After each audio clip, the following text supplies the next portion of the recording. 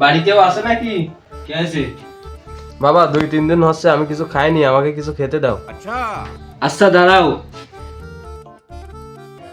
আল্লাহ ছেলেটার মঙ্গল করুন এবং ওকে সবসময় সুস্থ রাখুন, আমিন।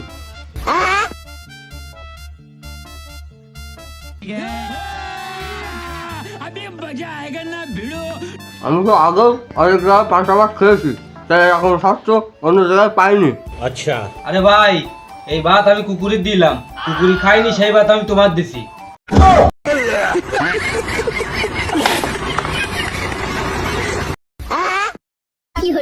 এই তুই আমার মালসা মাংলি কেন?